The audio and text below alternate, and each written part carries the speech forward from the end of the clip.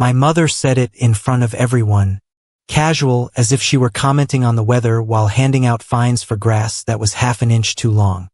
She told me to stop relying on the HOA. I did not argue.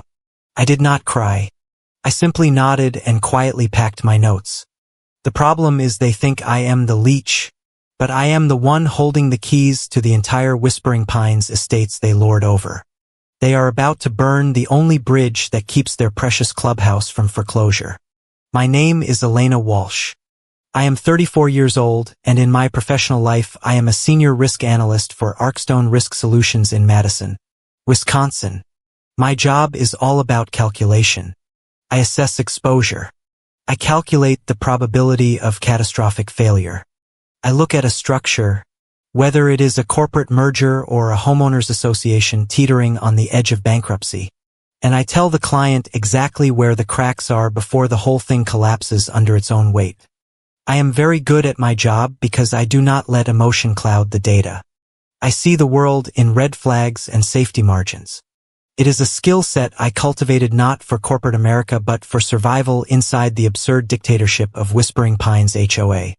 The irony of my profession was not lost on me as I sat at the annual holiday potluck inside the gleaming Kestrel Grove clubhouse. If this gathering were a client portfolio, I would have advised immediate liquidation and a total cease and desist on all operations. The room looked perfect. It was a scene ripped straight from a glossy real estate brochure. There was the catered roast duck glazed to a mahogany shine. There were the roasted root vegetables dusted with fresh thyme. There was the silver cutlery polished until it gleamed under the crystal chandeliers, and the heavy linen napkins folded into crisp architectural swans. HOA President Deborah Whitaker cared deeply about optics.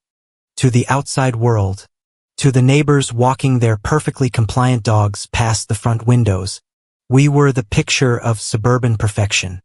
Inside, the air was so tight it felt like it could snap a rib. We had been eating in a silence that was not peaceful. It was the heavy pressurized silence of a submarine taking on water. I focused on cutting my duck. The knife scraped against the porcelain. That was the only sound until Deborah reached for her wine glass. It was a Pinot Noir, 2018 vintage from the Willamette Valley. I knew this because I had bought the case with my own card to keep the event from looking cheap. I watched her manicured hand lift the crystal.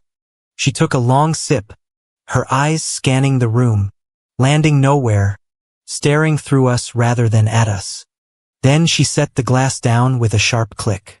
"You know, Elena," she said, her voice conversational, light, almost breezy, the tone she used when issuing violation notices for the wrong shade of mulch. "I have been thinking." I stopped chewing. I did not look up immediately. I felt the familiar tightening in my chest. "About what, Deborah?" I asked politely. "About your attitude," she continued, poking at a roasted carrot with her fork. "It is just too much. The hovering. The constant need to insert yourself into every decision. I think it is time you step back. You really need to stop relying on the HOA." The room seemed to tilt. For a second I thought I had misheard her over the faint hum of the perfectly compliant HVAC system I had personally funded last winter. I looked around the long tables, waiting for the punchline, waiting for someone to laugh at the absurdity. My father, Kenneth, did what he had done for 30 years. He became invisible, hunched into his cashmere sweater, sawing at already cut meat. My older brother Grant, currently between HOA-approved entrepreneurial ventures, suddenly found the label on the salad dressing fascinating. Lucas, the youngest, smirked and took a slow bite of his roll. "Excuse me?" My voice was steady. "You heard me," Deborah said, sipping the wine I had paid for. "You are 34, Elena. It is becoming pathetic. You are always here, always trying to be involved, always looking for validation. You need to cut the cord. Stop relying on the community to fill whatever void you have in that life of yours in Madison." I looked at the table. I looked at the roast duck, $80 from the organic butcher, My card. I looked at the new heating unit humming in the corner, keeping this drafty clubhouse at a comfortable 72 degrees while Wisconsin winter raged outside. $1,200. My check. I looked at the roof over our heads that had needed $15,000 in repairs last spring after a storm tore through the county. I remembered the panic in Deborah's voice on the phone. Terrified of leaks. Terrified of mold. Terrified of the assessment that would have to hit every homeowner. I had transferred the money within the hour, categorizing it in my mind as necessary maintenance. Stop relying on the HOA, I repeated. The words tasted like ash. See, Deborah sighed, looking at Grant. This is exactly what I mean. Look at her face. So sensitive. Always the victim. I am not playing the victim, I said.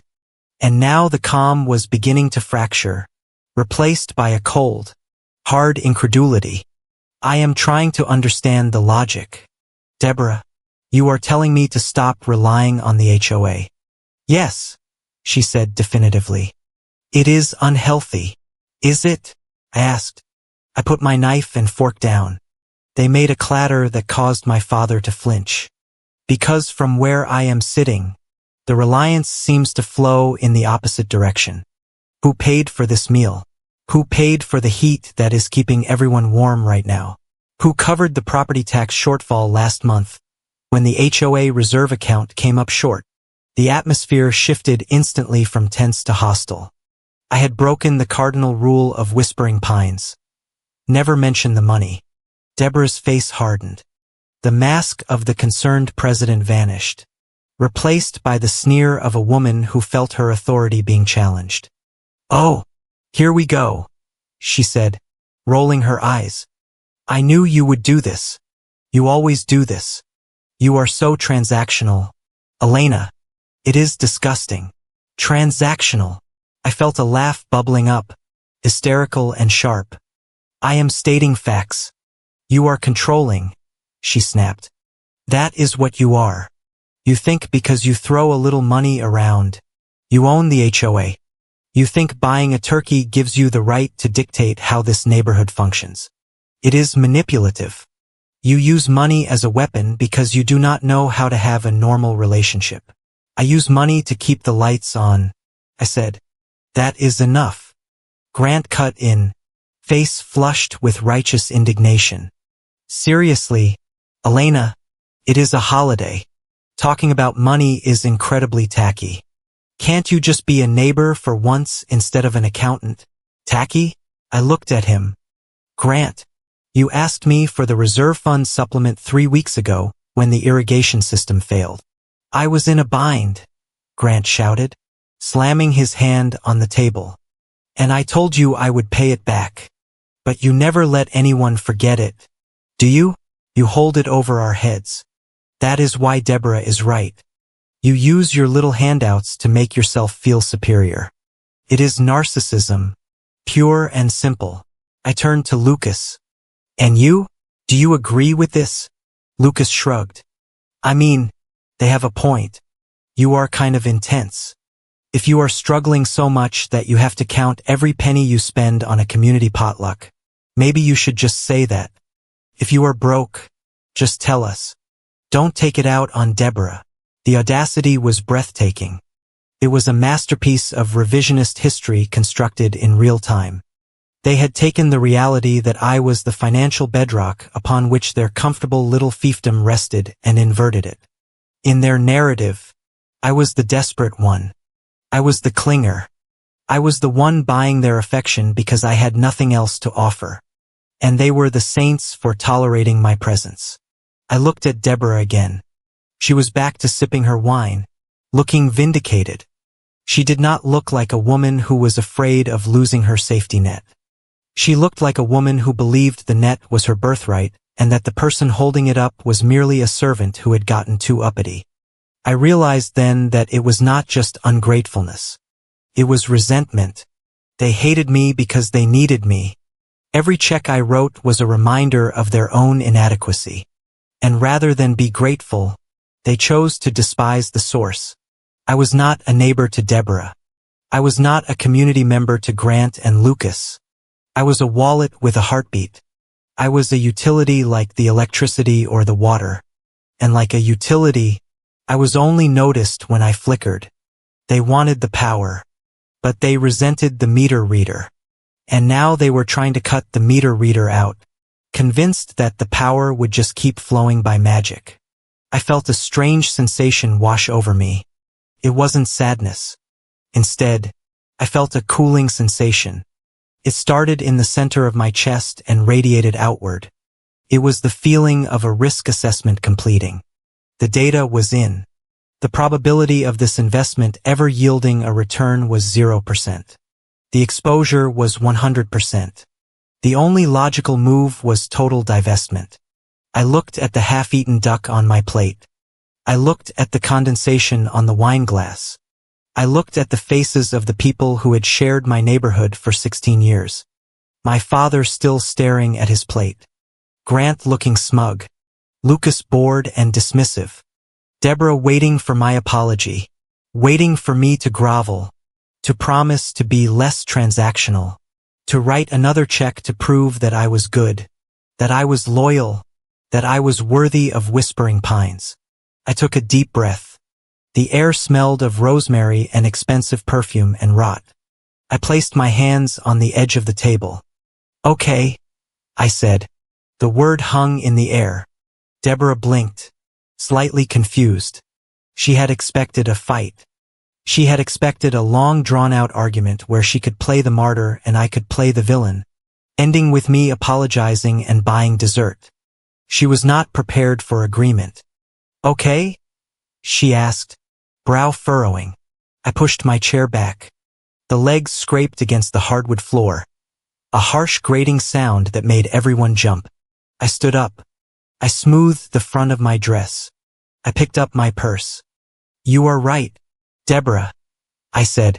My voice was calm, the voice I used in boardrooms when delivering bad news to CEOs who thought they were invincible.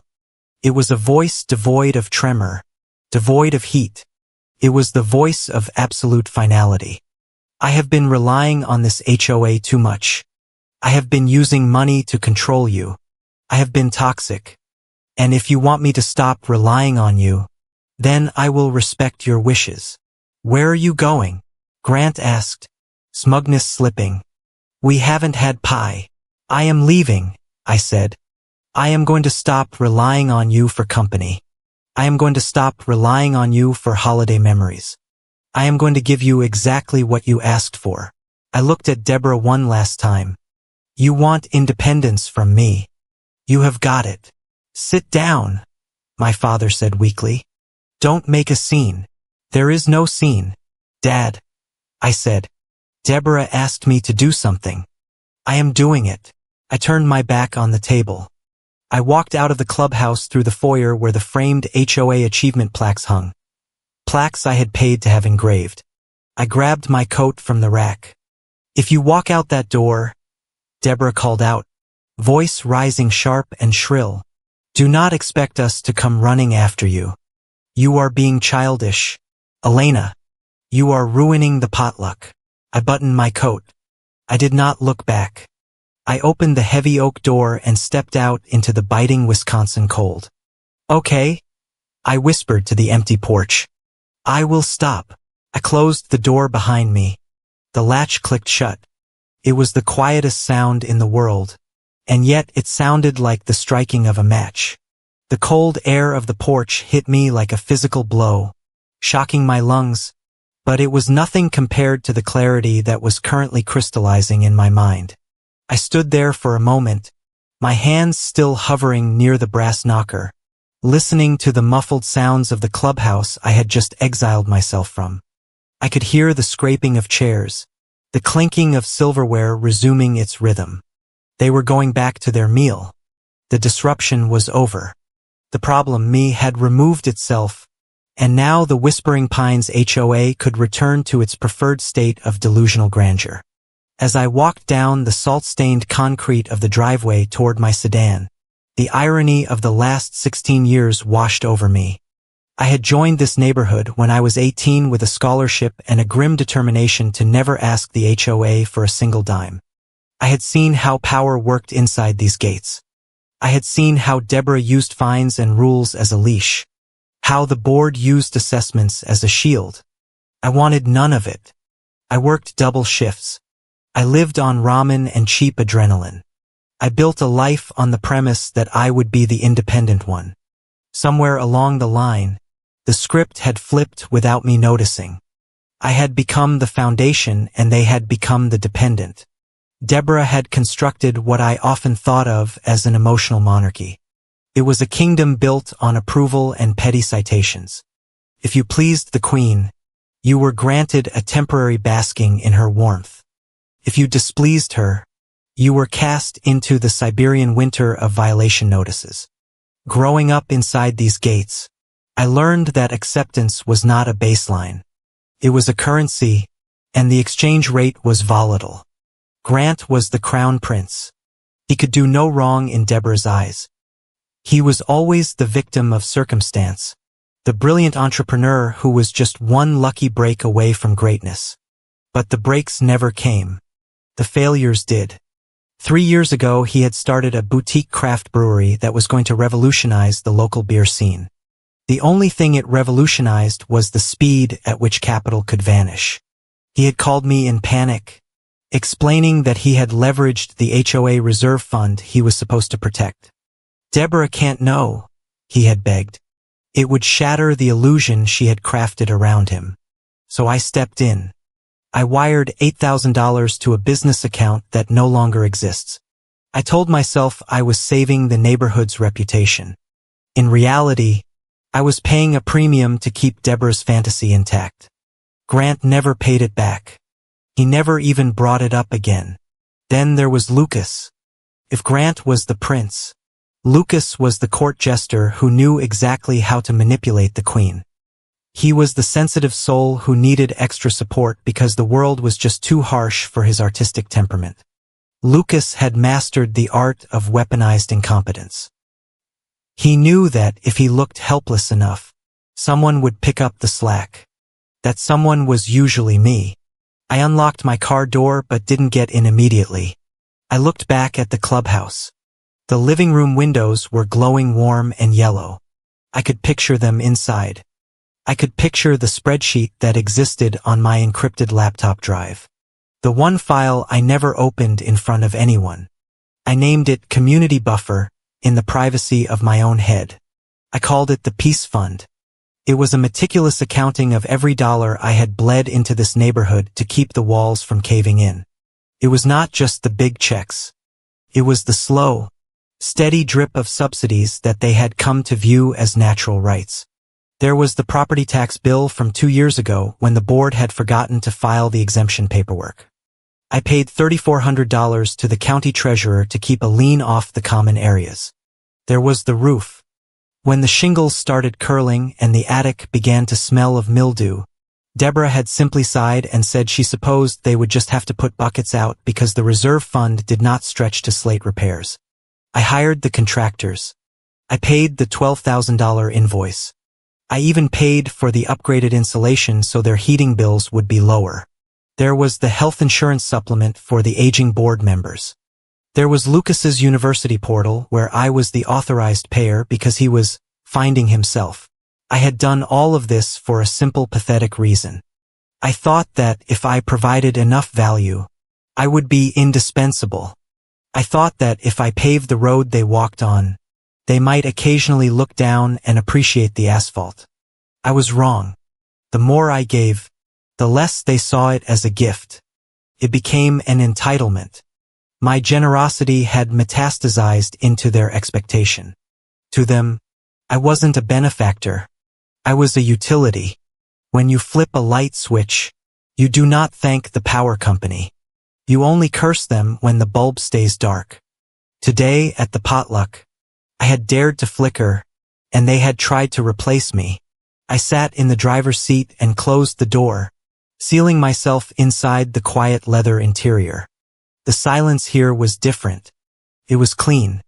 My hands gripped the steering wheel. My mind drifted to the one asset that terrified me the most.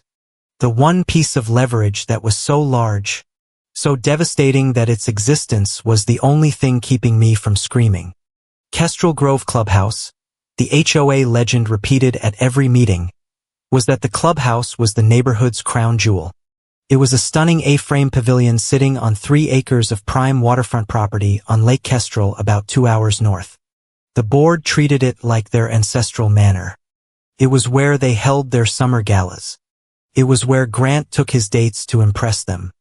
It was where Lucas went to find his muse. They projected an image of landed gentry, of old money prestige that held on to vacation amenities through generations.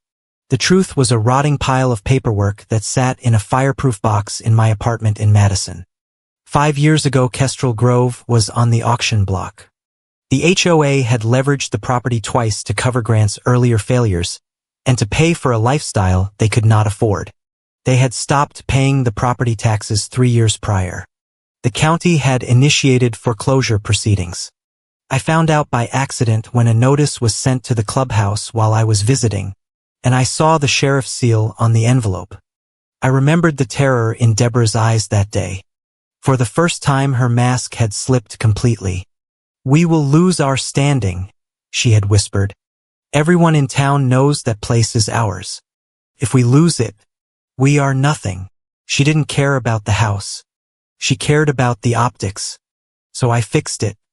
I drained my savings. I liquidated a portion of my stock portfolio. I hired a lawyer named Carmen Hayes, a woman who was as sharp as a razor and twice as cold. We negotiated with the bank. We negotiated with the county. I paid off the liens. I paid off the back taxes. I paid off the secondary mortgage. But Carmen had insisted on a structure that the board, in their desperation, had barely read. They signed the papers because they wanted the problem to go away. They signed because they assumed I was just being a good neighbor, cleaning up their mess like I always did.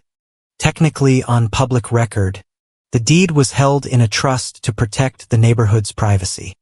But the beneficiary of that trust, the sole entity with the power to revoke usage rights and liquidate the asset, was not the HOA board. It was not Deborah Whitaker. It was Elena Walsh. I owned the roof over their gala heads. I owned the dock where Grant parked his boat. I owned the fireplace where Deborah posed for her holiday cards. I had never exercised that power. I never even mentioned it. I let them play pretend. I let them strut around the lake telling the neighbors about our community cottage because I wanted them to feel secure. I wanted to believe that by saving their sanctuary, I was buying my place at their table. I looked at the clubhouse again through the windshield. The snow was beginning to fall harder now, dusting the hood of my car with white powder. They had told me to stop relying on the HOA. They had told me I was controlling. They had told me I was nothing but a checkbook. I reached for the ignition, but before I pressed the button, I saw movement in the front window. Grant and Lucas were standing there watching my car. I could not hear them, but I knew the cadence of their body language. I saw Grant gesture vaguely with his hand, a dismissive wave. I saw Lucas laugh. I imagined what they were saying. It was likely the same thing they always said when I asserted a boundary that eventually collapsed under the weight of my own guilt. She is just throwing a tantrum. Give her a week. She will be back to fix the irrigation. She will be back to pay the dues. She needs us too much. A smile touched my lips. It felt foreign, tight, but genuine. It was not a smile of amusement. It was the smile of a demolition expert who has just realized the building is already wired and the detonator is sitting in her lap. "No," I said softly to the glass that separated me from them. "Not this time." I pressed the start button. The engine purred to life. I shifted the car into reverse. I did not slam on the gas. I did not peel out of the driveway in a fit of rage. I drove slowly, deliberately, navigating the suburban streets with the precision of a woman who has nowhere to be but her own life. I checked the time on the dashboard. It was 2 o'clock in the afternoon. The banks were closed for the holiday. The county offices were closed. The utility companies were running on automated systems. That was fine. Automation was my specialty. I turned onto the highway, merging into the sparse traffic heading south toward Madison. The heater kicked in, blowing warm air over my cold hands. I thought about the community buffer spreadsheet. I thought about the peace fund. I decided that peace was too expensive. It was time to audit the account, and this time the audit would be total. The road ahead was gray and straight, cutting through the winter landscape. For the first time in years, I did not feel the crushing weight of obligations sitting in the passenger seat. I felt light. I felt dangerous. I reached over and turned on the radio. It was playing a generic holiday pop song. Something about coming home. I turned the volume down until it was just a hum. I didn't need a soundtrack. I needed to concentrate. As the mileage between me and Whispering Pines increased, I began to formulate the sequence of events. First the utilities, then the recurring transfers, then the credit freeze, and finally, when they were cold and desperate and confused, we would talk about the Clubhouse. We would talk about Kestrel Grove. By the time I reached the outskirts of Madison, the sky had turned a bruised purple. I navigated the familiar streets to my apartment complex. It was a modern building, sharp angles and glass, a place that Deborah called sterile. I pulled into my assigned parking spot in the underground garage. The heavy concrete pillars, the hum of the ventilation system, the swipe of my key fob. These things were usually mundane. Tonight they felt like fortifications. I took the elevator up to the 4th floor. I walked down the quiet hallway. I unlocked my door and stepped inside. The air smelled of lemon verbena and silence. There were no dishes in the sink. There was no passive-aggressive tension hanging in the air. There was no one here waiting to critique my outfit or issue a fine for my welcome mat being the wrong color. For years they had let them convince me that this life, my life, was sad. They painted my independence as isolation. They made me feel that coming home to an empty apartment was a failure, a sign that I was unlovable. Now standing here, I saw it for what it was. It was not isolation. It was sanctuary. It was proof. I walked into the bathroom and turned on the harsh vanity lights. I leaned over the sink and looked at myself in the mirror. I scrutinized the woman staring back. I looked for the heartbreak. I looked for the shattered neighbor. I did not see her. I saw a woman with dark hair and tired eyes, but the eyes were clear. The set of the jaw was firm. I looked at myself and realized that for the last 16 years I had not been a victim of bad luck or a difficult neighborhood dynamic. I had been a mark. I had been the target of a long con perpetrated by the people who were supposed to protect the community. You were not unlovable, I told my reflection. You were just under contract, and the contract had just been voided. I walked out of the bathroom and sat down on the edge of my sofa. I pulled my phone out of my coat pocket. It was still warm from the battery working overtime. I swiped the screen open. 7 missed calls from Deborah. 4 missed calls from Grant. 12 text messages from Lucas. 1 voicemail from my father. I did not listen. I did not read. I went into the settings menu. My thumb hovered over the Do Not Disturb toggle. I flipped it. The moon icon appeared. But that was not enough. I opened my contact list. I scrolled to Deborah Whitaker. I tapped the information icon. I scrolled down and read the letters. Block this caller. I pressed it. I did the same for Grant. Block contact. I did the same for Lucas. Block contact. Then I scrolled to Dad. My thumb paused. I felt a flicker of the old guilt. Silence is not neutrality. Silence is complicit. By saying nothing, he had chosen his side. I pressed block contact. The digital noise ceased. I set the phone down on the coffee table. I stood up and walked to my small home office area. I sat down in my ergonomic chair. I opened my laptop. The screen came to life. I cracked my knuckles. I placed my hands on the keyboard. I felt like a surgeon scrubbing in. The contract has expired, I murmured. I made a silent vow then and there. I would not scream. I would not slash tires. I would not go on next door and air the neighborhood laundry. Revenge for me would not be an act of aggression. It would be an act of cessation. I would simply stop catching them. I would remove the net. I would remove the scaffolding. I would let gravity take over. If they could fly on their own, as they claimed they could, then they would be fine. If they crashed, it would be because they had built their lives on air. I navigated to my file manager. I right-clicked on the desktop and selected New Folder. I named it Evidence. I began to drag files. I opened my banking portal. I downloaded the statements for the last 5 years. I renamed them by year and month. I dragged them into the folder. I opened my email archive. I searched for grant and loan. I found dozens of threads. The pleas, the promises to pay back, the excuses when the deadline passed. I printed them to PDF. I dragged them into the folder. I searched for Lucas and tuition. I found the confirmation emails from the university bursar's office. I dragged them into the folder. I searched for Deborah and urgent. The results were a scrolling list of crises. The roof, the irrigation repair, the medical deductible, the time she needed a dress for a gala she couldn't afford to attend.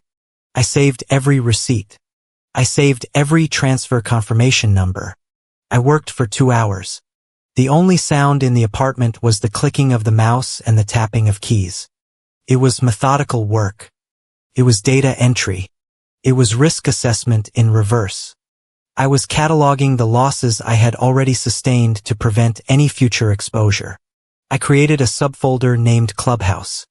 I moved the most dangerous documents of all, the tax redemption certificates, the mechanics liens releases, the correspondence with Carmen Hayes, the scan of the springing transfer agreement that the board had signed with shaking hands 5 years ago. I looked at the file names, Whitaker Clubhouse Deed Transfer Trigger Clause PDF. This was not just paperwork. This was the nuclear option.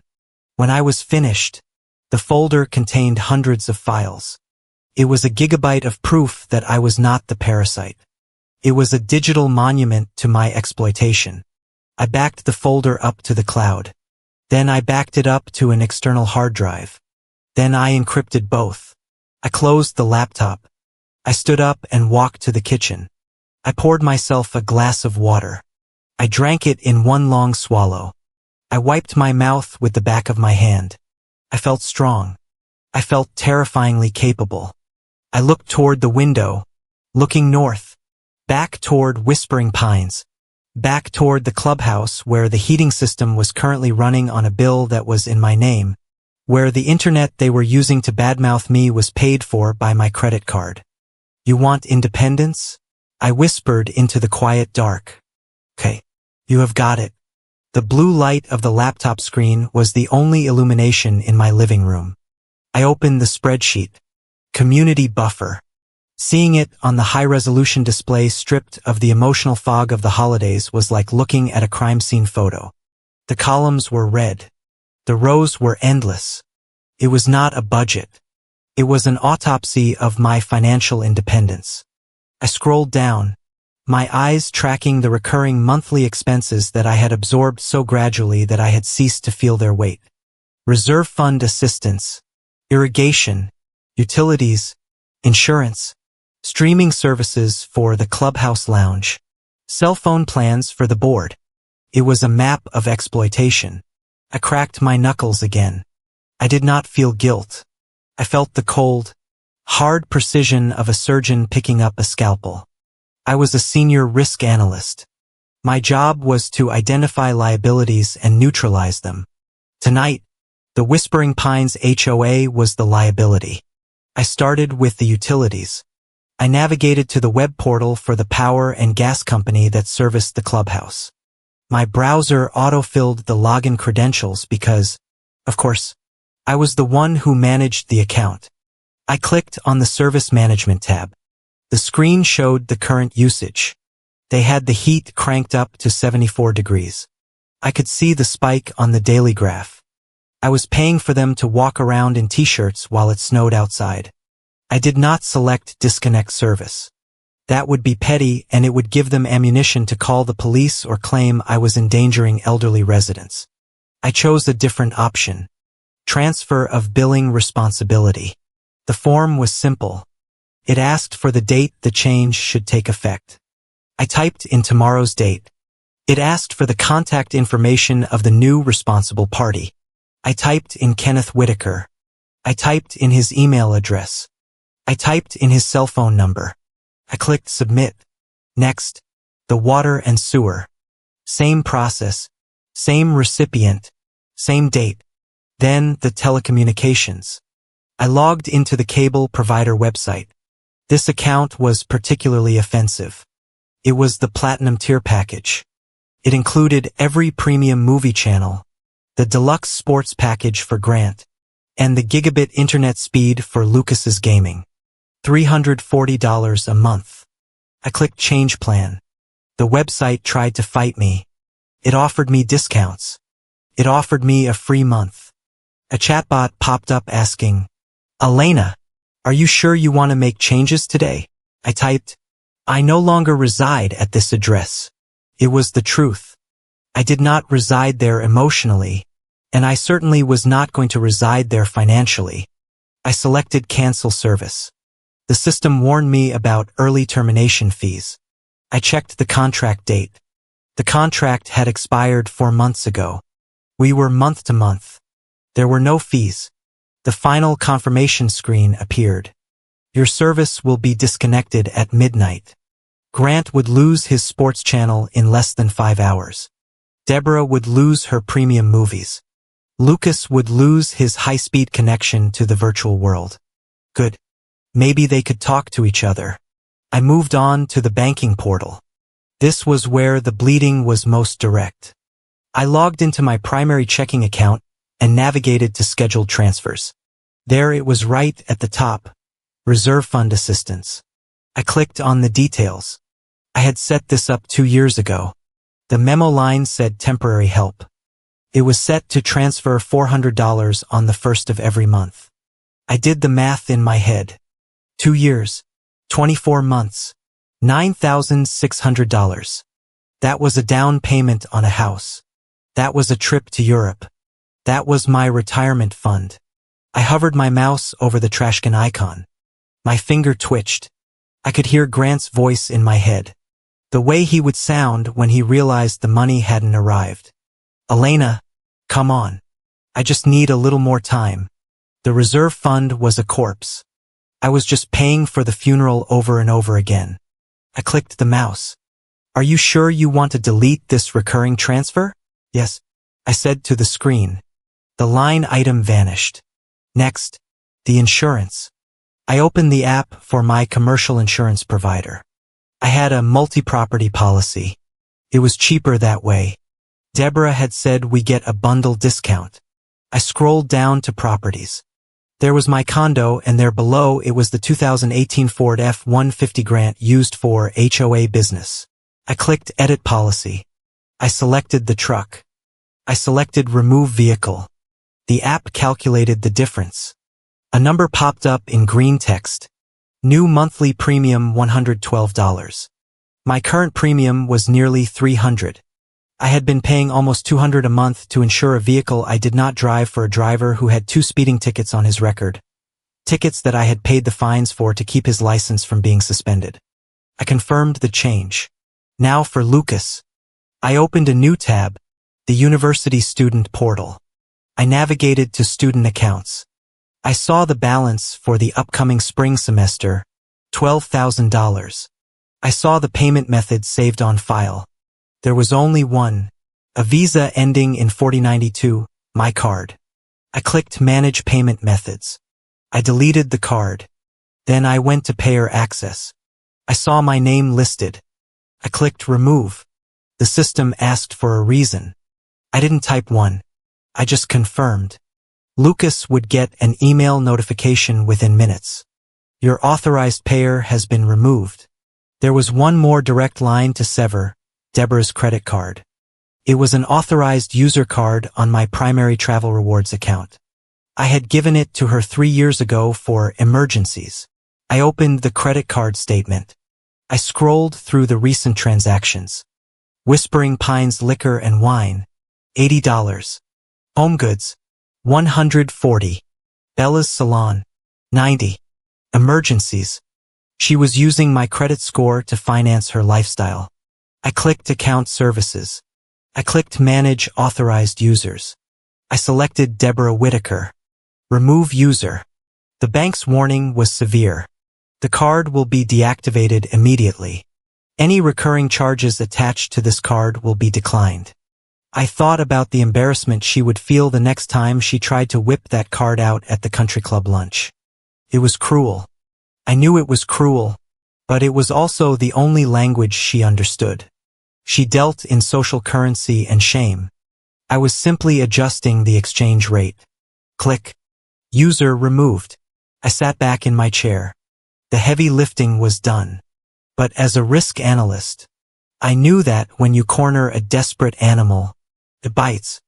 When you cut off a flow of resources, the dependent party will try to find a workaround. They knew my birthday. They knew my mother's maiden name. They knew the name of the street I grew up on. They had all the answers to the standard security questions. If Grant got desperate enough, would he try to open a line of credit in my name? If Deborah panicked, would she try to call the bank and impersonate me? I could not take that chance. I opened 3 new tabs. Equifax, Experian, TransUnion. I went through the process for each one. I verified my identity. I answered the questions about my previous addresses and my car loan. Place a security freeze. I created a PIN for each bureau. A complex random string of numbers that had no connection to anything the HOA could guess. I wrote the PINs down on a piece of paper. I folded the paper and put it in my physical safe under my desk. Freeze confirmed. My credit was now a fortress. I looked at the clock. It was 1 o'clock in the morning. I had been working for hours. I had dismantled a financial structure that had taken a decade to build. I opened my email client. I composed a new message to myself. Subject, Protocol for Contact. Elena, from this moment forward, you do not engage with them financially. You do not engage with them emotionally.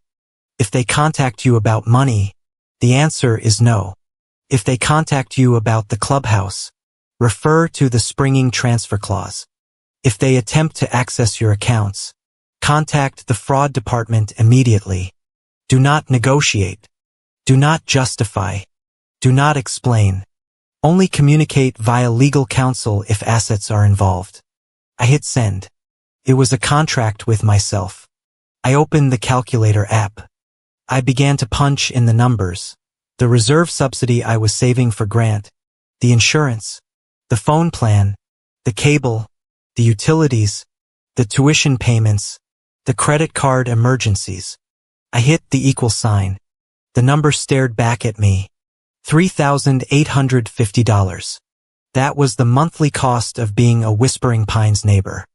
That was the tax I had been paying for the privilege of being treated like a servant. $46,000 a year. I stared at the number. My hands were shaking. Not from fear, but from the sheer, overwhelming realization of what I had been doing to myself. I could have bought a house. I could have traveled the world. I could have started my own firm. Instead, I had bought them roast duck and premium cable. I closed the laptop. The blue light vanished, plunging the room into darkness. I did not feel greedy looking at that number. I did not feel like a miser. I felt like a hostage who had just cut the ropes. That is not savings. I whispered to the dark room. That is my life. I woke up the next morning to a silence that felt expensive. My apartment was still, the air conditioner humming a low, steady note of climate-controlled stability. There was no chaos here. There was no one banging on the bathroom door. No one asking where the coffee filters were. No one sighing loudly in the kitchen to announce their martyrdom. I made myself a cup of dark roast coffee. I stood by the window and watched the Madison traffic crawl along the snowy streets below. It was a Tuesday for the rest of the world. It was just a work day for the Whispering Pines HOA. It was the first day of the Ice Age. I picked up my phone. I had kept the blocks in place, but I had left the blocked messages folder accessible. I needed to monitor the threat level. It was a professional habit. You do not simply ignore a volatile variable. You track it. The first message had come in at 7:30 in the morning. It was from Deborah. Call me right now. You are acting like a child. This is ridiculous. I took a sip of coffee. The irony was rich. She called me a child. Yet she was the one demanding attention because the world was no longer catering to her whims. She did not ask if I was safe. She did not ask why I had left. She demanded compliance. I archived the message without replying. By 10 o'clock I was at my desk at Arkstone Risk Solutions. I was reviewing an actuarial table for a mid-sized logistics firm that was operating with too much debt. The parallels to my own neighborhood were not lost on me, but I pushed them aside. My phone vibrated on the desk. It was a notification from my insurance provider. Policy update: vehicle removed. Adjustment processed. 10 minutes later, the voicemail notification popped up. It was from a number I did not recognize. I put my headset on and clicked play. Elena. It was Grant. His voice was high, tight with a mixture of panic and fury. There was wind noise in the background. What the hell did you do? I just got pulled over on the interstate. The cop ran my plates. He said the insurance is void. Void. He almost impounded the truck. Elena. I had to talk my way out of it for 20 minutes. I am standing on the side of the road, freezing my hands off. You can't just cancel insurance without telling me. I listened to the entire message without emotion. Then I saved it to the evidence folder. I adjusted the settings on the security app on my phone. The feed was grainy, but it was live. I could see the driveway covered in snow. I could see Grant's truck was not there. The clubhouse looked dark and cold. I adjusted the settings. Motion alert, high sensitivity, cloud recording continuous. If anyone showed up to change a lock or if a police officer arrived to serve a notice, I would know instantly. I also set up a logic trap on my own phone. I downloaded an app that exported text message threads into court-admissible PDF formats. I synced it with my cloud account. Every time Lucas sent a threat, every time Deborah sent a guilt trip monologue, it was automatically formatted, time-stamped, and archived in the evidence folder. I was letting the evidence gather itself. I stood up and walked to the living room. On the mantel, tucked away in the corner, was a small framed photograph of the clubhouse. I had taken it myself years ago on an early autumn morning when the lake was like glass and the leaves were turning gold. In the photo, the house looked peaceful. It looked like the kind of place where a happy neighborhood lived. For years I had looked at that photo and felt a pang of longing. I had wanted to belong to the people inside that house. I had paid the taxes and the repairs because I thought I was buying an admission ticket to their approval. I picked up the frame. The glass was cool against my fingertips. I realized now that I had been looking at it all wrong. It was not a home. It was an asset. It was a piece of real estate that I had saved from their incompetence. Deborah was going to try to take it from me. I knew it as surely as I knew the sun would set. She would feel the sting of the credit card decline, the sting of the cold radiators, and she would lash out. She would want to hurt me where she thought I was weakest. She thought I loved the clubhouse because of the memories. She was wrong. I loved the clubhouse because it was the one thing in our neighborhood that was real. It was wood and stone and glass. It did not lie. It did not manipulate. It just stood there surviving the winter exactly like me. Go ahead, Deborah. I whispered to the photo. Make your move. Try to ban me. I placed the photo back on the mantel. I was not afraid of her anger anymore. I was not afraid of her lawyers. I had the binder. I had the springing transfer clause. I had Carmen Hayes. I checked my watch. It was late afternoon. The silence from Whispering Pines was deepening. It was the calm before the storm. They were regrouping. They were likely sitting in the cold living room of the clubhouse right now, wrapped in blankets, plotting their revenge. They would decide that I needed to be punished. They would decide that I needed to be cut off from the neighborhood heritage. They would draft a letter or call the local sheriff or file a notice. They would take one step, one single arrogant step, and when they did, the ground would open up beneath them. I went back to my laptop and opened the email draft I had prepared for Carmen. I attached the scanned index of the binder. Subject: Readiness. Carmen, the documentation is assembled. The trap is set. I am maintaining radio silence. I await their breach of contract. Elena. I hit send. I was no longer the neighbor waiting for approval. I was the landlord waiting for a violation of the lease, and the eviction notice was already written. The courier envelope arrived at my desk at Arkstone Risk Solutions at 10 o'clock in the morning on a Thursday. It was not a high-end legal packet delivered by a process server in a suit. It was a flimsy cardboard mailer dropped off by a local delivery service. I stared at the return address. Miller Associates, attorneys at law. I knew the name. Miller was a general practitioner in Whispering Pines whose office was located between a dry cleaner and a failing video rental store.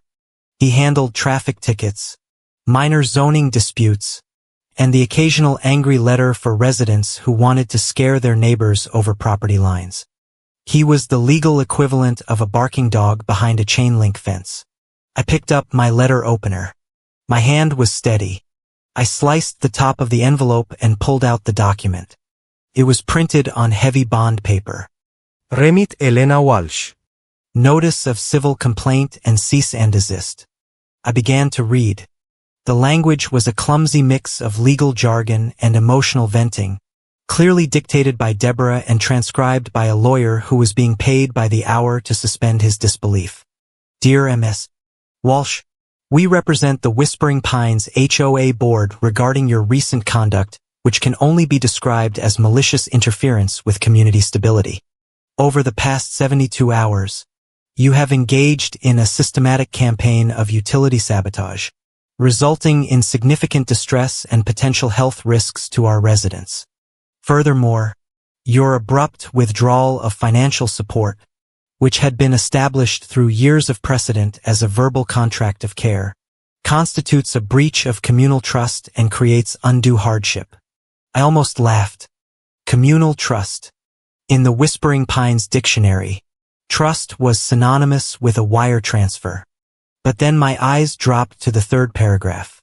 The laughter died in my throat, replaced by the cold, sharp focus of a predator recognizing a fatal error. Effective immediately, you are hereby formally trespassed and barred from entering the property known as Kestrel Grove Clubhouse. Your license to use said property is revoked. Any personal items currently stored at the location will be boxed and returned to your residence via third-party courier. Do not attempt to access the premises, change the locks, or interfere with the quiet enjoyment of the rightful owners. Deborah Whitaker, President, Whispering Pines HOA. There it was. They had put it in writing. They had not just changed the locks. They had hired a lawyer to declare on official letterhead that they were the rightful owners and that I was excluded from the property. They had formalized their hostility. They had asserted exclusive dominion over an asset that I had legally rescued and technically owned. My desk phone rang. It was the internal extension for the Director of Human Resources. Elena. The voice was tight. Can you come down to my office now? I walked to the elevator. I smoothed my skirt. I walked into the HR office with my head high. The director, a woman named Sarah, looked at me with a mixture of pity and confusion. Elena. Please sit down. We just received a very disturbing phone call. From my HOA president, I said. It was not a question. Sarah blinked. Yes. She identified herself as Deborah Whitaker. She expressed deep concern for your mental stability. She claimed you have been acting erratically, that you are suffering from a breakdown, and that you might be a danger to yourself or others in the workplace. She suggested we check your current project files for errors due to cognitive distress. This was not just a tantrum. This was a tactical nuclear strike. Deborah knew that my career was my shield. She knew that my reputation as a risk analyst depended entirely on my stability, my logic, my reliability. By calling my employer and casting doubt on my sanity, she was trying to destroy the one thing I had built that she could not claim credit for. She was trying to get me fired so I would have to crawl back to her. I looked at Sarah.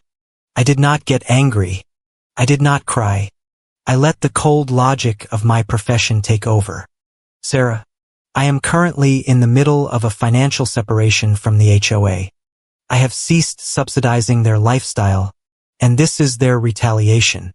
It is a community dispute involving significant assets. I am not unstable. I am being extorted. I pulled out my cell phone. I opened the evidence folder. I scrolled to the screenshot of the text message Lucas had sent yesterday. I scrolled to the log of the 47 missed calls.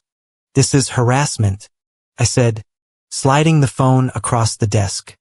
I apologize that it has spilled over into the office. I am handling it legally. Sarah looked at the phone. She scrolled for a moment. Her expression shifted from suspicion to horror. She saw the volume of the abuse. She saw the timestamp of the calls at 2 o'clock in the morning, 3 o'clock in the morning. Okay, Sarah said, handing the phone back.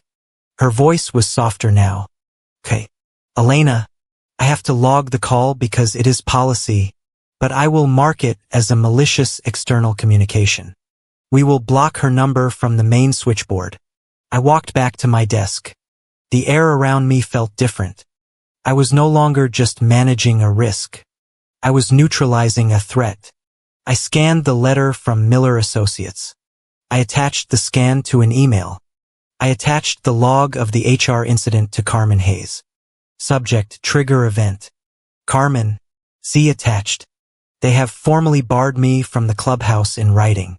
They have also attempted to sabotage my employment via a false report to HR. They have asserted exclusive ownership. They have initiated hostility. Execute. I hit send. The response came 3 minutes later. It was a text message. Got it. They just signed the deed over to you. Drafting the affidavit now. Do not engage. I sat back in my chair. I felt a strange vibration in my pocket. It was the security app. Motion detected. Kestrel Grove Clubhouse driveway camera. I opened the app. The video feed loaded. A white van was pulling into the driveway of the clubhouse. It had Whispering Pines lock and key stenciled on the side. Behind it was Grant's truck. Grant hopped out. He was wearing a heavy parka. Lucas got out of the passenger side, holding his phone up, filming. They were changing the locks. They were so confident. They thought the letter from Miller was a magic spell that made the house theirs. They thought that by physically changing the keys, they were sealing my defeat. I watched Grant gesture to the locksmith. I watched him point at the front door. I could see his breath puffing in the cold air. He looked like a lord surveying his manor. I did not get in my car. I did not drive 2 hours north to scream at them on the lawn. That is what the old Elena would have done. The new Elena picked up her office phone and dialed a 10-digit number. It was the non-emergency line for the county sheriff's department in the district where the clubhouse was located. Sheriff's Department. Dispatch. Hello, I said. I am the owner of the property at 42 Lakeview Drive. I am viewing my security feed remotely. There are individuals on my property attempting to modify the security hardware without my consent. I do not require an immediate response as there is no violence, but I would like to file a report for the record regarding unauthorized alteration of the premises. Name of the individuals? The dispatcher asked. Grant Whitaker and Lucas Whitaker, I said, and a contractor from Whispering Pines Lock and Key. Are they family, ma'am? They are estranged neighbors, I said. They do not have a lease. They do not have keys. They are attempting to force entry. We can send a deputy by to check it out. That won't be necessary right now. I said I did not want the police to stop them. I wanted them to succeed. I wanted the bill from the locksmith to be in Grant's name. I wanted the footage of them breaking into my house to be perfectly preserved. Just log the incident, please. I will be handling the eviction civilly. Understood. Incident number is 4922. I hung up. I watched on the screen as the locksmith drilled out the core of the smart lock I had paid $400 for. I watched Grant hand the man a credit card, probably the only one he had that wasn't maxed out yet. I watched them high-five each other as the door swung open. They walked inside into the cold, unheated house, believing they had won. They had no idea they were breaking into a house I already owned, triggering a clause that would strip them of the very right they were celebrating. My phone buzzed again. It was a text from Deborah. She must have heard from Grant that they were inside. She must have felt a surge of triumph. She wanted to twist the knife. I hope you are happy. Elena. You tried to hurt us, but the community always wins. You are nothing without this HOA. You are just a checkbook without the Whispering Pines name. You have no identity. You are alone. Enjoy your empty apartment. I read the words, "You are nothing." For 34 years that fear had ruled me. The fear that I was boring, that I was unlovable, that I was just a functionary in their lives. I had paid millions of emotional dollars to avoid being nothing. But as I sat there in my office with my career secure, my bank account protected, and the deed to the clubhouse about to transfer into my sole name, I realized she was wrong. I was not nothing. I was the architect of their survival. And now I was the architect of their collapse. I typed a reply. Then I will try living as nothing. I hit send. Then I blocked her again. A notification popped up on my email. It was Carmen. Subject: filed. Elena. The affidavit of trigger has been filed electronically with the county recorder. The springing executive. The deed transfer is in the queue by 5 o'clock today. The title will be in your name only. The life estate is extinguished. You own it all. Prepare the eviction notice. I closed the laptop. I looked out the window at the city of Madison. The snow was falling again, soft and quiet. I thought about Grant and Lucas sitting in the freezing clubhouse, huddled around the fireplace, thinking they were safe. I thought about Deborah in Whispering Pines, telling her friends she had put me in my place. They were celebrating a victory in a game that had already ended. I took a sip of my cold coffee.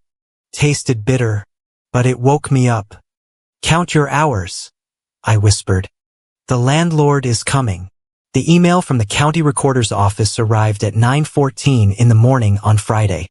It was a standard automated notification. Subject: recording confirmation document number 2024998. I clicked it. Affidavit of springing interest and transfer of deed has been successfully recorded. The official copy is attached. I opened the PDF. It was 3 pages long. The first page was a scan of the original deed structure we had created 5 years ago. The second page was the affidavit Carmen had filed yesterday, attaching the threatening letter from Miller and Associates as Exhibit A. That letter, which the board had paid a lawyer to write to intimidate me, was now the legal proof of their hostile action against the guarantor. By formally barring me from the property, they had violated the condition of access. I scrolled to the third page. Grantee: Elena Walsh. Status: fee simple absolute. Life estate terminated. There were no other names. Deborah Whitaker was gone. The trust was dissolved. In the eyes of the state of Wisconsin, Kestrel Grove Clubhouse belonged to me. Not me and the HOA. Not me in the future, Me right now. I did not pop a bottle of champagne. I did not cheer. I picked up my office phone and dialed a number I had researched the night before. It was a commercial security firm based in the next county over. I did not want to use a local locksmith who might know Deborah or have gone to high school with Grant. I wanted strangers. I wanted professionals who saw only a work order, not a neighborhood drama. Apex Security Solutions. A man answered. This is Elena Walsh. I said, I am the owner of a property at 42 Lakeview Drive. I need a full rekey and smart lock installation today. Immediate dispatch. We have a technician available at 1 o'clock. The dispatcher said, but that is an emergency rate. It will be $300 plus parts. Approved, I said. I also need a verification of ownership protocol. I am emailing you the recorded deed right now. If anyone else attempts to access the property or claims they live there, you are to treat it as a break-in. Is that understood? We see the deed. We do the work. The man said. We don't get involved in disputes. Perfect. Grant and Lucas had left the clubhouse late last night. My remote sensors had picked up their departure around 11 o'clock. The cold had likely driven them out. They had changed the locks, thinking they had secured the fortress, but they had left because they couldn't survive in a fortress without heat. They were probably back at their homes in Whispering Pines, warming themselves, planning their next victory lap. They did not know that the locks they had installed were now attached to a door they no longer had the right to open. At 1:30 in the afternoon my phone pinged. It was the technician from Apex. On site. Verified deed. Drilled out existing hardware. Installing commercial-grade deadbolts and keypad. Access code sent to your secure email. I authorized the payment. Then I authorized the secondary installation. I had the technician mount 2 internal cameras in the main living area and the hallway battery-operated, cellular uplink. If they broke a window to get back in, I would have their faces in high definition within seconds. At 2 o'clock I sent the email. I addressed it to my father, Deborah, Grant, and Lucas. I CC'd Carmen Hayes and Miller and Associates. Subject: Notice of ownership and personal property retrieval to all parties. As of 9:14 this morning, the title to the property known as Kestrel Grove Clubhouse has transferred to my sole name pursuant to the springing executive clause in the original deed trust. This transfer was triggered by the formal notice of trespass sent by your legal counsel yesterday. You are no longer tenants. You have no legal right of access. I have secured the property. The locks have been changed. The access codes have been reset. Regarding personal items currently inside the clubhouse, I have contracted a moving company to box all personal effects not belonging to me. These items will be placed in a climate-controlled storage unit in Whispering Pines. You will receive the key to this unit via certified mail within 48 hours. Do not attempt to enter the property. Law enforcement has been notified of the change in ownership. Elena Walsh. I hit send. The reaction was not immediate. There was a delay.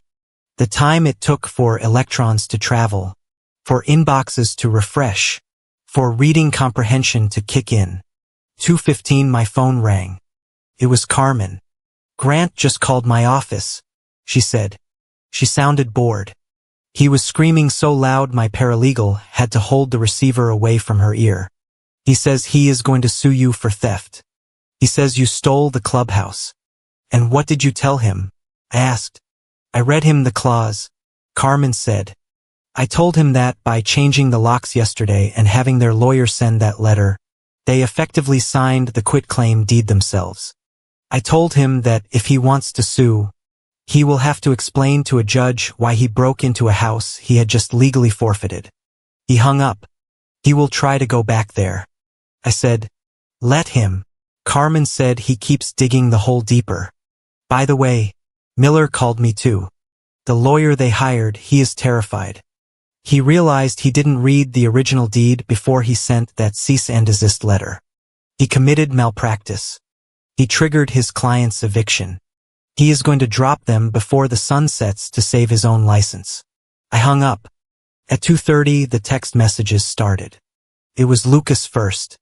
He didn't scream. He didn't threaten. He went for the emotional jugular. How could you do this? That place is our childhood. You are stealing our memories. I learned to swim off that dock. Dad taught me to fish there. You are erasing us. Elena. You are cold. You are actually a monster. You are stealing my childhood. I looked at the screen. 10 years ago that message would have broken me. I would have sobbed. I would have felt like the wicked witch destroying something pure. But I was looking at the data now. I remembered that summer when he learned to swim. I was the one watching him from the shore because Deborah was taking a nap with a bottle of Chardonnay. I remembered who paid for the dock repairs 3 years ago, so he could sit there and fish without falling through rotten wood. I typed a reply. Childhood is a memory, Lucas. It is not a lifetime meal ticket. You can keep the memories. I am keeping the asset I paid for. Then came the call from Deborah. It came through on my work line, bypassing the block on my cell. I let it go to voicemail, but I watched the transcription appear on my screen in real time. Elena. Her voice was trembling, thick with tears. Elena. Please. You have made your point. We are cold. We are scared. Why are you doing this to us? I am your HOA president. I carried this neighborhood. Doesn't that mean anything? We can fix this. Just give us the code. We can go up there this weekend. Just us and talk. Please, don't take the clubhouse. It is all I have. It is who we are. It was a performance. It was the good president routine, the one she pulled out when the stick failed and she needed the carrot. It was designed to make me feel powerful so I would grant mercy. But I knew the script. If I gave her the code, the moment she was inside, the tears would dry up. She would change the locks again. She would claim squatters' rights. She would call me a fool. I did not reply. 5 minutes later, a second voicemail arrived from her. The tone had shifted violently. The tears were gone. You ungrateful little, you think you can outsmart me. That is my clubhouse. My board built that clubhouse. You are a thief. I will ruin you. I will tell everyone in this town what you are. You will never show your face in Whispering Pines again. I saved both voicemails. I dragged them into the evidence folder. Exhibit B, harassment pattern. Alternating manipulation and aggression. I did not feel triumphant. I did not feel a surge of joy. I felt a heavy, quiet sense of order. The books were balancing. The ledger was correcting itself. It was not happy work, but it was necessary work. I spent the rest of the afternoon finalizing the storage unit contract. I paid for 3 months of rent at a facility in Whispering Pines. It was $400. It was the last check I would ever write for them, and I considered it a severance package. I arranged for a moving crew to meet the security team at the clubhouse tomorrow morning. They would pack up the clothes, the fishing gear, the framed photos of everyone but me. I was cleaning the slate. At 5 o'clock, as I was packing up my laptop to leave, an email notification chimed. Sender, Kenneth Whitaker. I froze. My father never emailed. He barely knew how to use the interface. He typed with 2 fingers. I opened the message. There was no subject line. Elena. I read the notice. I saw the deed. Your mother is screaming in the kitchen right now. Grant is throwing things. Lucas is crying. I am sitting in the den. It is cold in here. We have the space heaters on, but they trip the breakers if we run too many. I just wanted to say I know. I know you paid for the roof. I know you paid for the taxes. I saw the letters years ago and I hid them because I was ashamed. I let you fix it because I was too weak to tell your mother we were broke. I should have stood up for you at the potluck. I should have stood up for you when you were 18. I have been a coward for a long time. Silence is easier than noise. But the silence cost me my neighbor. You are right to take the clubhouse. It is yours. It has been yours for a long time. I just thought you would let us pretend forever.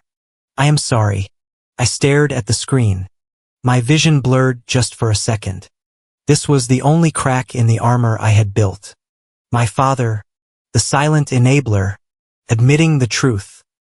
He admitted that their life was a pretense funded by my labor and that his silence was a choice. He was not asking for the code. He was not asking for money. He was just admitting defeat. It was a tragedy. Really. He was a good man who had been hollowed out by a demanding wife and his own passivity. But an apology did not pay the mortgage. An apology did not retroactively fund my retirement account. An apology did not change the fact that he had watched me pack my bags 2 days ago and said nothing. I did not reply. To reply would be to open a door, and I had just paid a locksmith $300 to seal the doors shut. I saved the email. It was not evidence of a crime, but it was evidence of reality. It was the closure I hadn't realized I needed. They knew. They had always known. They just didn't care until the bill came due. I drove home. The city lights of Madison seemed brighter tonight. The air felt cleaner. I stopped at a grocery store and bought a bottle of wine. I bought a steak. I bought expensive chocolate. I went home to my apartment, cooked dinner, and ate it in silence. There was no phone ringing. The blocks were holding. The legal notices had silenced the threats of lawsuits. They were in shock. They were realizing that the ground had not just shifted, it had disappeared. At 8 o'clock, one final message slipped through. It was a text from a number I didn't recognize, likely a prepaid burner phone Deborah had bought at the gas station to bypass my block. Meet me at Ruthie's Grill tomorrow at noon. We need to end this. Do not be late. I looked at the message. Even now, stripped of her credit cards, stripped of her vacation home, stripped of her dignity, she was still trying to give orders. She still thought she could summon me. She thought she could sit me down in a public place, maybe cry a little, maybe threaten a scene, and bully me back into submission. She thought we were going to negotiate terms. She thought there was a compromise where she got her way and I paid for it. I took a sip of wine. I would go, not to negotiate, not to surrender. I would go because I had one last piece of paper to give her. I would go because the transition was not just legal. It needed to be visceral. She needed to see me, not as the neighbor she could scold, but as the owner she had trespassed against. I did not reply to confirm. I didn't need to. I was the one holding the keys now. The printer in my home office had been running for 20 minutes. A rhythmic mechanical hum that sounded like a heartbeat. I stood over it, watching the pages slide into the output tray one by one. Each sheet was warm to the touch. Each sheet was a brick in the wall I was building. I was not preparing for a neighborhood lunch. I was preparing for a hostile takeover defense. I had bought a black leather binder for this occasion. It was heavy, professional, the kind of binder one brings to a deposition or a tax audit. I had bought a set of color-coded dividers. I labeled them with a label maker, the font small and precise. The first tab was Utilities. Behind it I filed the transfer confirmations, the cancellation notices for the cable and internet, and the usage graphs showing the temperature spikes in a house I didn't live in. The second tab was Transfers. This was the thickest section. It contained 5 years of bank statements with every gift, loan, and emergency help.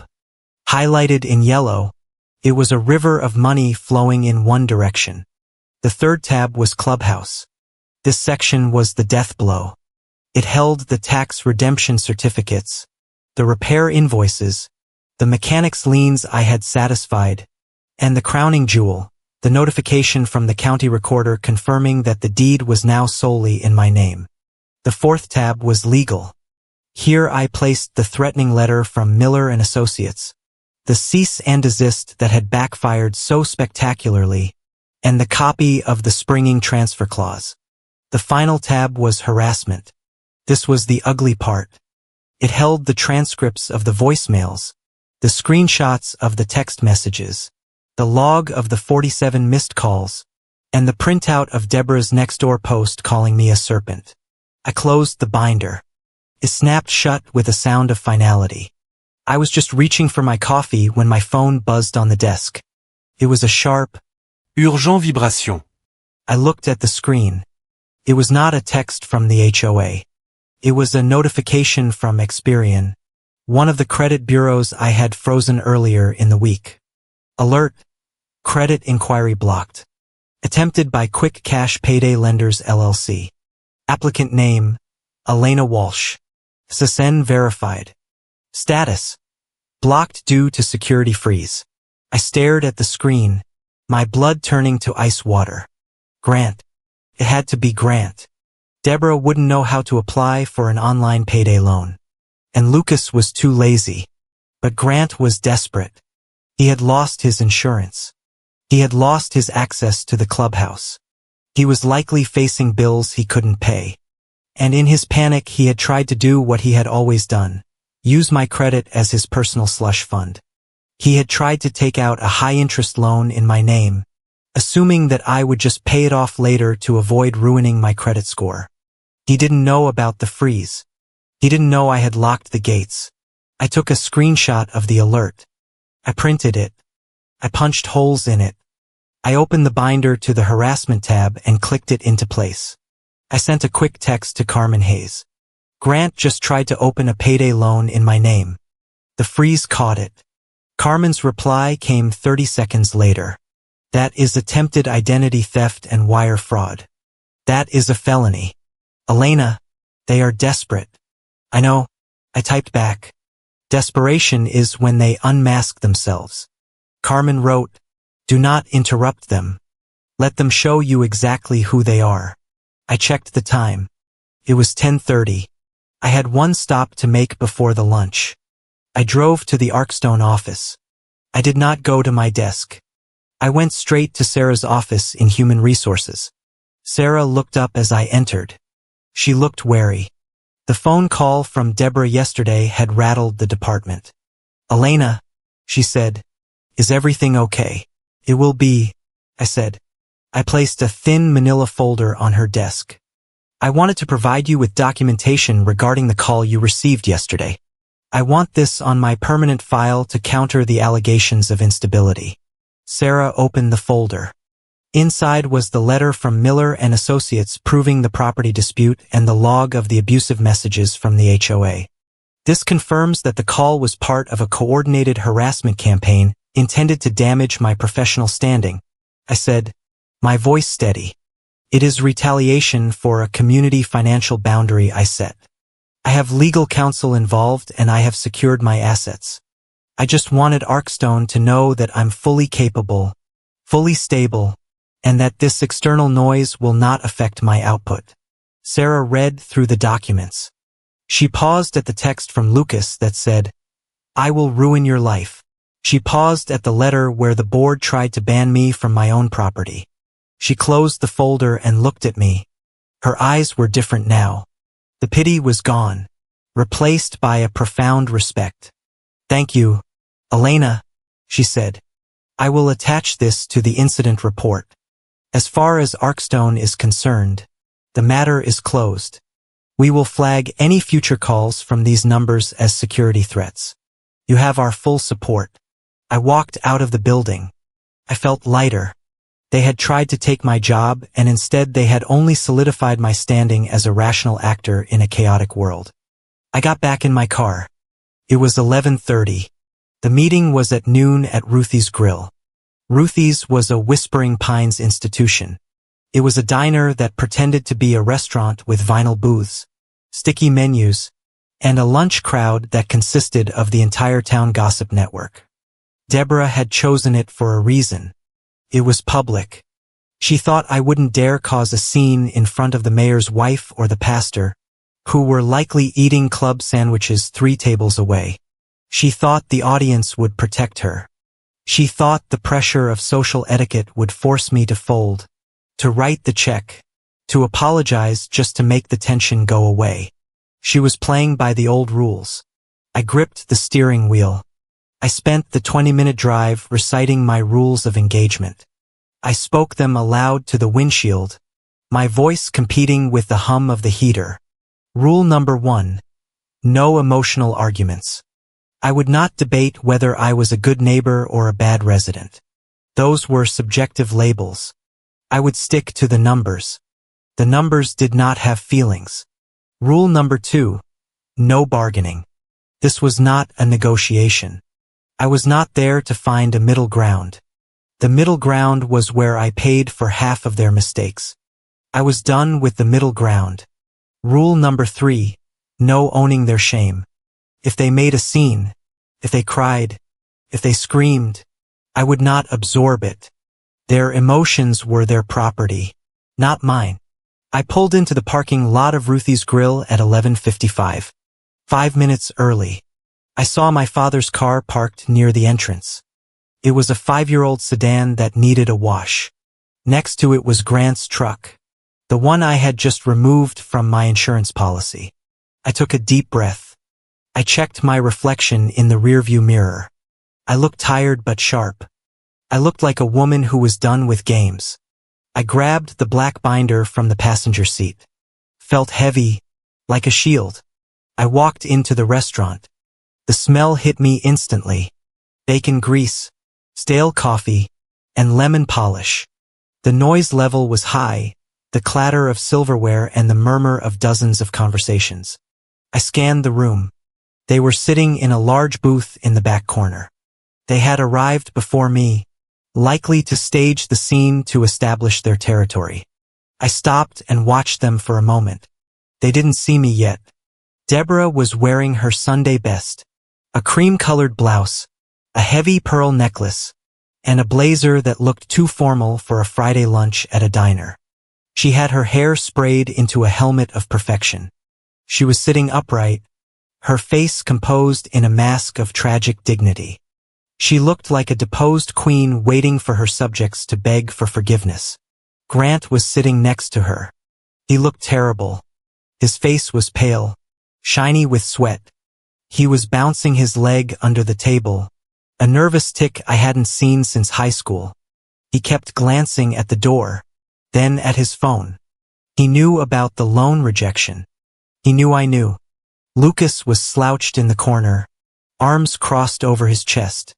He looked like a petulant teenager, though he was 29. He was scowling at the menu as if the prices were a personal insult.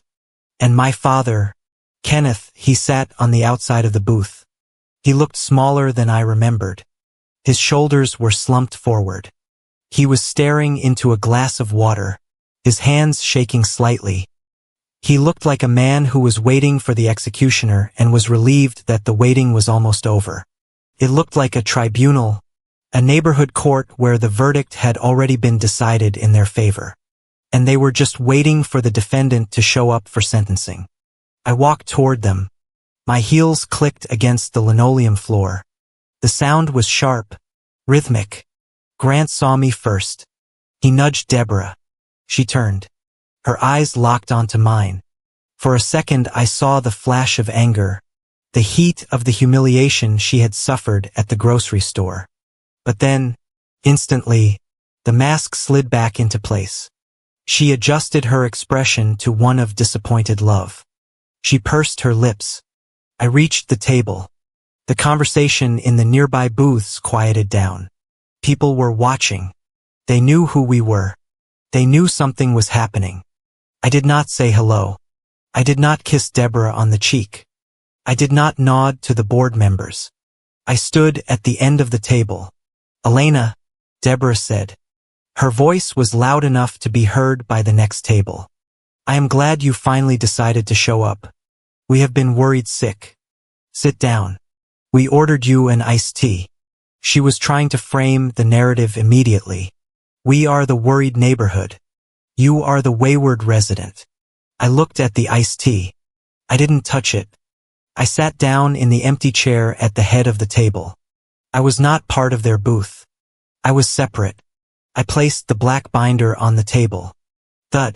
It was a heavy solid sound. It sounded like a gavel hitting a block.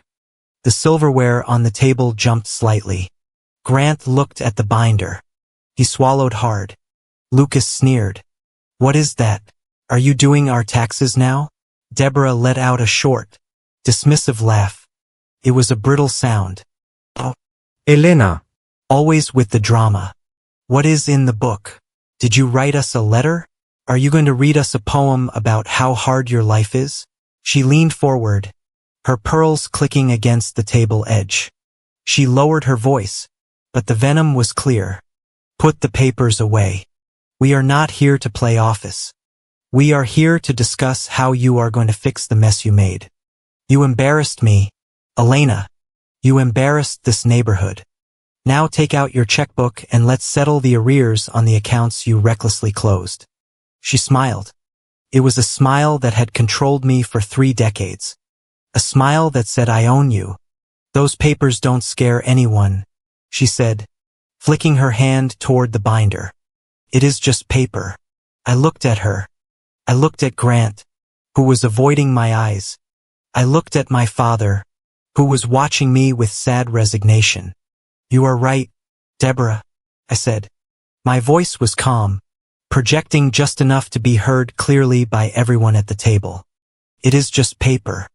I reached for the cover of the binder. But you might want to read it, I said, before you order lunch. I flipped the cover open. The first page was not a check. It was the screenshot of Grant's failed loan application stamped with the word fraud in red letters. I watched Grant's face turn the color of ash. Shall we begin? I asked. The silence that followed my question was not the silence of peace. It was the silence of a vacuum, the kind that exists right before a structure implodes. Grant was staring at the first page of the binder, at the screenshot of the credit inquiry that had been blocked by the freeze I had placed only days ago. The red stamp that read fraud seemed to pulse under the diner lights. What is this? Grant whispered, his voice a dry rattle. He looked up at me, his eyes wide with a mixture of terror and guilt. Elena, I was just checking something.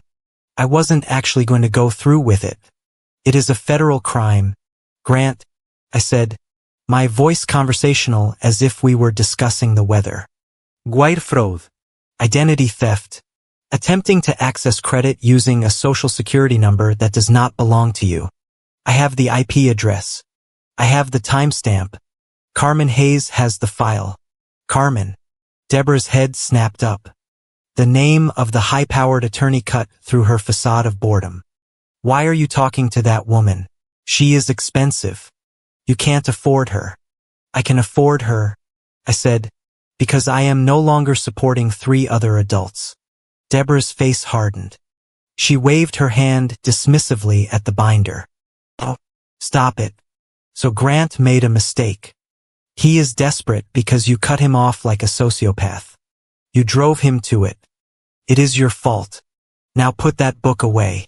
We are not here to talk about loans. We are here to talk about the clubhouse. She sat up straighter, adjusting her pearls. She had decided to play her trump card. She had decided to hurt me. We received the notification that you called the police on your neighbors yesterday, she said, her voice dripping with disdain. Calling the sheriff on your own community. It is sick, Elena, but it ends today. Miller sent you the letter. You are banned. If you set foot on the Kestrel Grove property again, I will have you arrested for trespassing. I will put you in handcuffs myself if I have to. Grant nodded, finding a shred of courage in her aggression. That is right. You are out. We are the legal owners of the life estate. You are just the guarantor. You have no rights to access if we say no. Miller explained it all. Miller, I repeated. I let the name hang in the air. Did Miller explain the springing executive clause? Grant blinked. The what? Turn the page, I said to Grant. He didn't move. He was paralyzed. I reached over and flipped the tab marked Clubhouse. There it was. The document I had received from the county recorder at 9:14 that morning.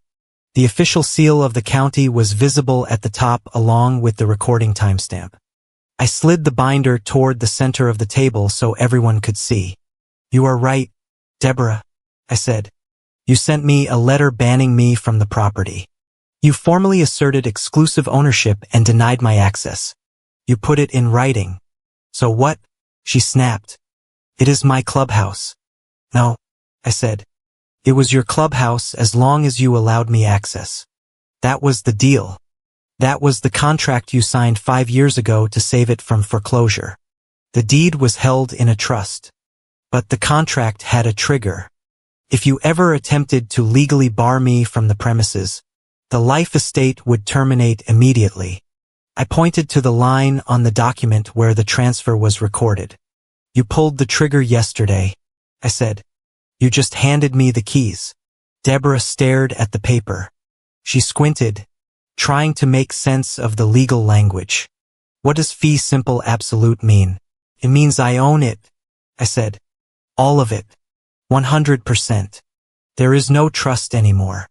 There is no life estate. You are not owners. You are not tenants. You are strangers. You are lying, Deborah whispered, her face drained of color, leaving her rouge standing out like bruises on her cheeks. You are lying. Miller would have told us. Miller didn't read the deed, I said. And now Miller is probably calling his malpractice insurance carrier. But that doesn't change the fact that as of this morning Kestrel Grove Clubhouse belongs to me. Solely. You can't do that. Lucas shot up from his seat, his chair screeching against the floor. People turned to look. You thief. That is our clubhouse. You stole it. You tricked them with fine print. I will tell everyone. I will tell the police. You stole our inheritance. Sit down. Lucas, I said. No. You are a criminal, he shouted, his face red. I reached for my phone. I opened the security app. I tapped the video file from yesterday afternoon. I turned the screen toward them and pressed play. The video was clear. It showed Grant and Lucas standing on the porch. It showed the locksmith drilling the lock. It showed them high-fiving as they broke into a house that at that exact moment legally belonged to me. This is footage from yesterday, I said. This is you breaking and entering. This is you destroying security hardware on a property you do not own. This is a felony. Lucas, do you want me to play this for the sheriff, or do you want to sit down and lower your voice? Lucas looked at the video. He looked at the people staring at him from the other tables. He sank back into his chair, deflated, his mouth opening and closing like a fish. My father, who had been staring at the table this whole time, finally looked up. His eyes were wet. He looked at the deed. He looked at me. Elena, he said softly. His voice was trembling. You really did it. You really took it from the neighborhood. It was the question that was supposed to break me. It was the guilt trip designed to pierce the heart of the dutiful resident. I looked him in the eye. I felt no guilt. I felt only clarity. I didn't take it from the neighborhood, Dad, I said. I took it from the people who tried to kick me out of it. You tried to erase me from the deed. I just corrected the error. Deborah let out a sob. It was a ragged, desperate sound. She reached across the table, her hand trembling, trying to grab my wrist. I pulled my hand back. Elena, baby, please, she said. Her eyes were wide, pleading. The arrogance was gone, replaced by a terrifying raw panic. I didn't mean it. The letter, I was just mad. You know how I get. I am hot-headed. I say things I don't mean. I didn't want to ban you. I just wanted you to apologize. We can undo this. We can call the lawyers. Don't take the clubhouse. It is all I have. It is who we are. You signed the letter, Deborah, I said. You hired a lawyer. You put your signature on a document that said I was not welcome. That is not being hot-headed. That is intent. You signed it when you were sober. You signed it when you were lucid. I was hurt, she cried. I was hurt because you embarrassed me at the store. And because you were hurt, you tried to destroy me, I said. You tried to get me fired. You tried to steal my house.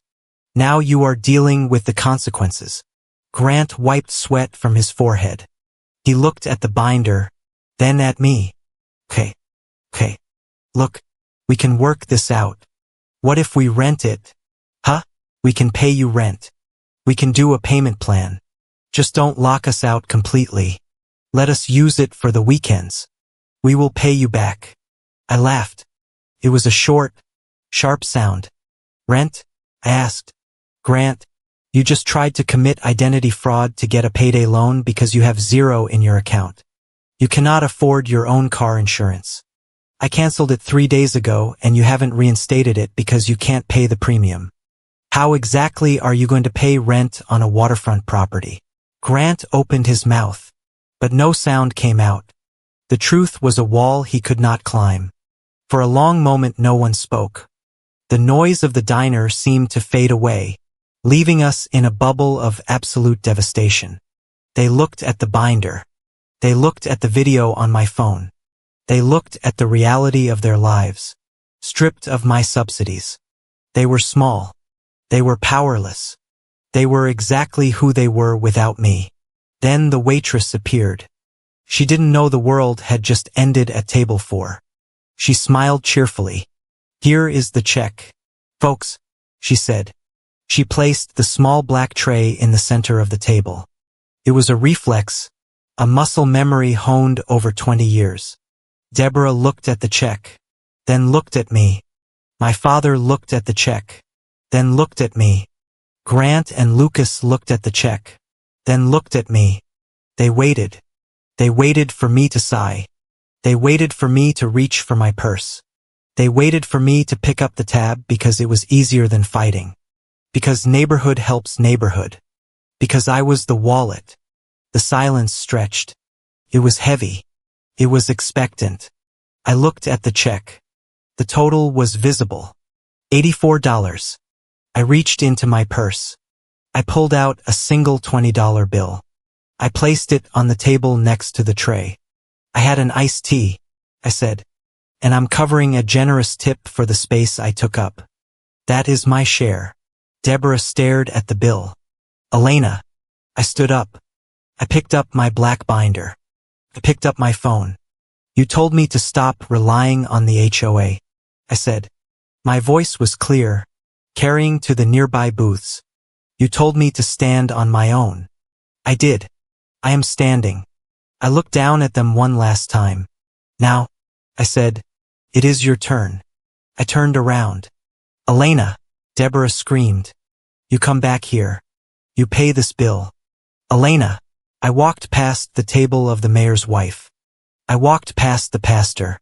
I walked past the waitress who looked confused. I walked out the door and into the parking lot. The cold air hit my face and it felt like a baptism. I got into my car. I did not look in the rearview mirror. I did not check my phone. I drove. I drove out of the parking lot onto the main road and headed north. 2 hours later, the tires of my car crunched over the fresh snow of the driveway at 42 Lakeview Drive. It was dark now. The woods were silent. The air was crisp and smelled of pine and ice. I walked up the steps to the heavy wooden door of Kestrel Grove Clubhouse. I did not fumble for a key I didn't have. I did not wait for someone to let me in. I punched a 6-digit code into the new keypad. Beep. Click. The deadbolt retracted. The sound was mechanical and sweet. I pushed the door open. The house was cold, but the electricity was on. I walked in and turned on the lights. I walked to the thermostat and turned it up to 70 degrees. I walked to the great stone fireplace. I stacked the wood. I lit the match. Within minutes, the fire was roaring, casting dancing orange light against the high beams of the ceiling. I poured myself a glass of water. I walked to the large window that overlooked the frozen lake. It was pitch black out there, save for the reflection of the moon on the ice. It was quiet. I sat down in the leather armchair facing the fire. I took a deep breath. There was no phone buzzing. There was no one asking for money. There was no one telling me I was too sensitive or too controlling or not enough. I was alone, and for the first time in my life, alone did not feel like a punishment. Felt like a victory. I watched the flames curl around the wood. My life was no longer an invoice for someone else's happiness. It was mine. The heat was mine. The silence was mine. The future was mine. I took a sip of water and smiled. Done.